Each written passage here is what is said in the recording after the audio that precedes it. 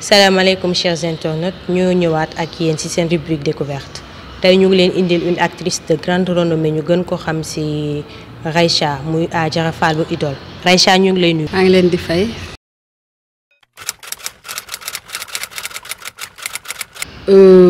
Sama entrée dans la série bon j'avais pas fait le casting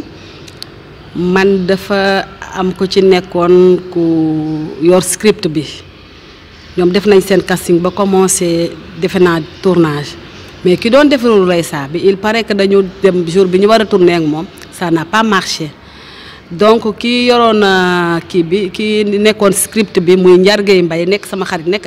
RTS moom ma casting dama julli tàkkusaan toog sama kër rek mu woo ma ne ma casting naa la suba da ngay ñëw tourner ma ne ko fan mu expliqué ma ñëw bi ma ñëwee ma wax ak Ibou Gueye parce que xam naa leen daanaa liggéey ak ñoom ay pub depuis moom mu nekk d'accord ba yàgg naa ak moom mais bi ma ñëwee automatiquement dama dugg dóoral ko 4 séquences waaw noonu laa duggee ci Idole bi. kon bu ñu déggee li nga wax nii kii mel na ni que yow yàgg nga pratiquer théâtre da nga ko jàng wala est-ce que mën nga nu résumer tuuti sa parcours. waaw sama parcours mooy man dama def école nationale des arts conservatoire laa jaar def samay formation génn am sama diplôme nekk Sorano fii di fi liggéey man comédienne la mooy sama profession. kon ñoo ko déggandoo moom comédienne la mooy profession am léegi ñun tamit bëggoon nañu xam sa entrée dans Idole ak ni mu nekkee série bu faax ni instant yi lan la apporter dans votre milieu. waaw xam nga man wax dëgg neex yàlla man liggéey laay def man waruma pour nit ñi xam ma man waruma pour nekk siiw ndax bu doon nit ñi xam nañ ma man ba may def publicité ba maa ngi école di jàng ñu may jël may dem defi ay publicité di génn télé kon man wax dëgg neex yàlla man wutuma ci siiw wutuma ci dara man bu doon sama sago je passe inaperçu kenn du ma lijjanti mais nag yàlla ma nattu sama liggéey nekk liggéey boo xam ne nit ñi dañ lay gis waaw donc man xanaa nit ñi gën la woon ni bëgg nañ la gis nga xam ne yow jaral nga nit ñi li yenn yi et puis wax dëgg neex yàlla sant yàlla waaw. ñu gis ni que tamit keroog le 25 yaa ngi doon jot prix meilleur rôle féminin ñu bëggoon xam tamit loolu naka la def. En réalité xam naa ne man j'étais sama nomination maa ko gisee Facebook 2 jours avant ma ne waa. kon man dañ ma nominé nii yëguma ko sax après je l'ai dit à personne parce que compétition man dama ne compétition la ñun toutes on se valait ku ci nekk rôle bi ñu la jox mën nga ko donc ku ci nekk rôle bi ñu la jox matal nga ko ba mu mat looloo tax ñu tànn la donc man yaakaaruma woon ni dama koy gagné bi ñuy wax ma j'étais concentrée sur mon téléphone donc biñ ne Adjara Fall daf ma bett dégg nga doon la mais c'est un plaisir et puis c'est le travail de beaucoup d'années qui vient d'être récompensé. bëggoon nañu xam aussi say projet dans le milieu théâtral. waaw sama projet nag mooy xam nga loo nekk dangay ñaan yàlla mu amélioré wu avancé ci parce que boo ne théâtre dangay wax. cinéma donc man je veux plus pencher wu ci milieu cinéma bi gën ci ba comme wane naa fii sama marqué naa sama empreinte ci théâtre bi ma marqué ko noonu maa ngi joué ci film yi nag xam nga mais bu ma sañoon ma gën a dem à l'international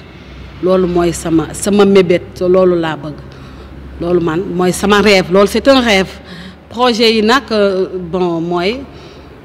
parce que boo nekkee ci dara ci li la yàlla jox ci ngay mën a liggéey ci ngay mën a aussi dimbali ñi nga nekkal mën naa ci par mon nom def jàppale ay nit ci lenn walla kii mais pour l'instant damay toog ndànk ba xool bu baax li fi nga xam ne foofu laa bëgg a teg sama tànk fa laa bëgg a jaar ma kii ko. ñu gis ni que instant yi tamit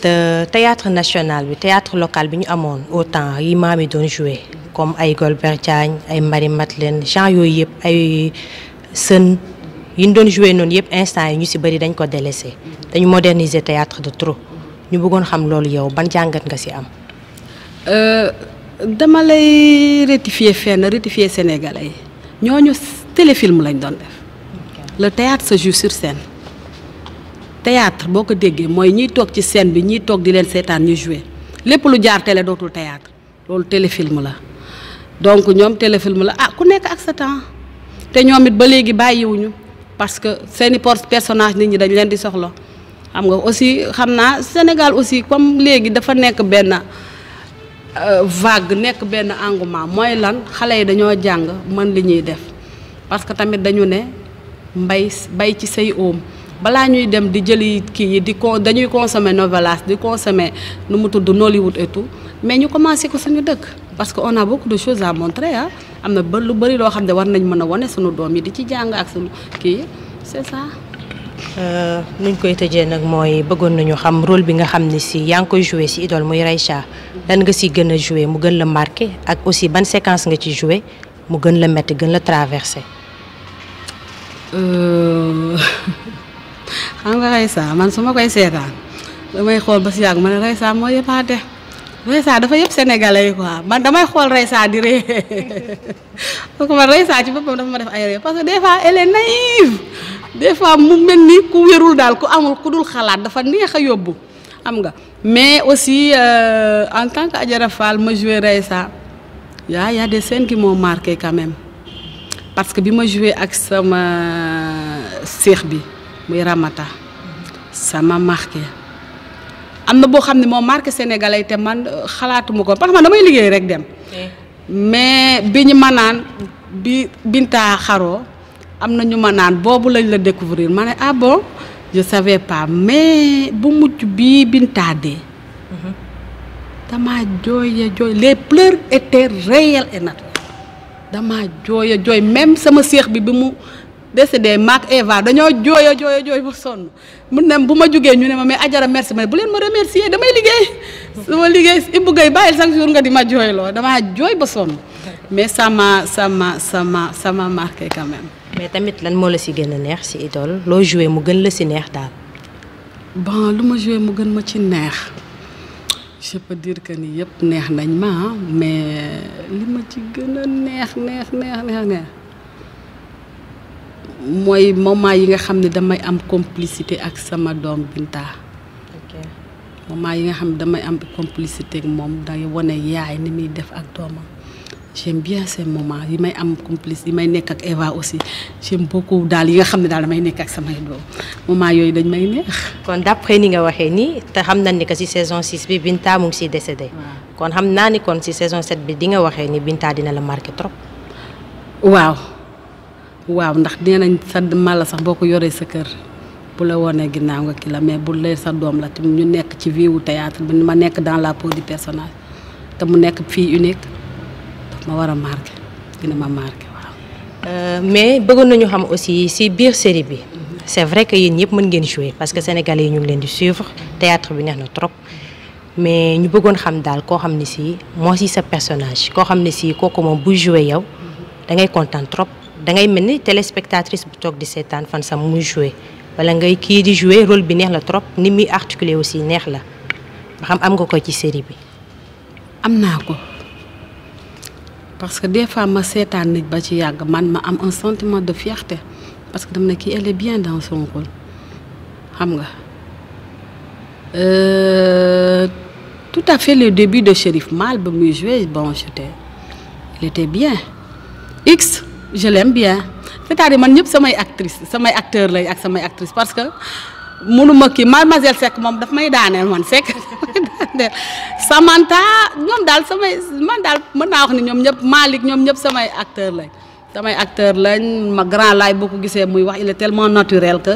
xam nga danga naan des fois damay ñëw ma ne ko mais tu es fort xam nga man dama bëgg lu nice kuy jouer une personne qui joue vrai nit koo xam ne bu li muy jouer da ngay xam ne ça c'est vrai. peut-être am na yoo xam ne ñi nga deful formation bi mënuñu ko xam parce que sénégalais xam nga lan moo leen di man leen di induire en erreur rôle bi ak personnage bi du benn nit ki da nga koy jox rôle lu baax ñu ne kii dafa aay parce que rôle bi nga ko jox la day toog yor kurus yow da nga kii ñu ne yow kii dafa aay parce que rôle bi ñu ko jox am na ñoo xam ne génnuñu seen zone de confort rôle bi ñu leen jox mënuñu wax dañu aay parce que zone de confort bi mooy jox la rôle boo xam ne da ngay dem texte bi yaa koy véhiculer ñu ne kii kat dafa aay xam nga nit balaa ngay wax ne dafa aay da nga koy gis ci registre yu bëri nga xool ko du muy évoluer mais am na ñoo xam ne ba léegi ñu ngi campé benn zone de confort bi ñu nekk génnuñu ci donc ñu bëri nag mënuñu ko xam mais tamit fii xam nga mooy loolu. mais ñun ñu ngi xool rek. ñu gis ci biir théâtre bi aussi am nga une grande complicité yow ak sa borom kër bi nekk ci théâtre bi Grand Laye. ñu xool en dehors de théâtre bi lan ngeen sekk yenn relation ba xam mooy loolu daal parce que yéen ñaar da ngeen am benn complicité boo xam ne si dafa neex nit ñi trop ñi leen di suivre ñu bëggoon xam en dehors de série bi vous êtes comment. c'est parce que on est tous les deux dans la peau de nos personnages te ay jëkkër ak jabar lañ. te gis nga moom loolu laa lay wax ma ne la rôle bu la ko joxee da nga koy matal bu ci am retenu Grand Laye avant on a joué des pubs yoo xam ne nekk na sama jëkkër moom moo ma ko fàttali daje naa ak moom benn jour Sandaga mu nuyu ma mu ne ma on a joué ensemble on a tourné ensemble benn pub maa nekkoon si jëkkër nee na tourné nañ 2 fois mu nekk sama jëkkër ma ne ko ah bon ma ne ko j'ai fait tellement de pub ba ma damay fàtte xam nga mais bu dul loolu sama xarit la. sama càmmiñ la sama xarit la xamante nañ avant Idole effectivement jour nañ benn court métrage boo xam ne moo ci nekkoon sama jëkkër ak ay pub. d'accord ñu lay jaajëfal ci disponibilité bi et tout votre dernier mot. waaw di leen remercier di leen ñaanal yàlla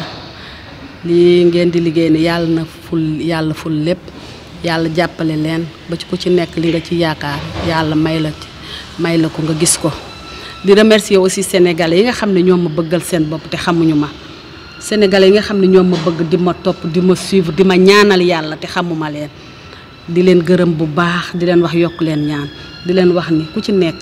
maa ngi lay gërëm di la sant di la ñaanal yàlla may la gudd fan may la wér di leen wax ne nag wax ji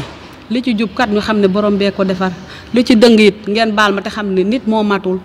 xam nga man nag dama di ko xam ne damay waxee xol parce que man je suis entière li ma wax yëpp dama koo sentir mais bu ma juumee rek ngeen baal ma mais maa ngi leen di gërëm bu baax merci beaucoup. Merci chers internautes, c'était votre rubrique découverte ñu leen di jaajëfal ba beneen yoon.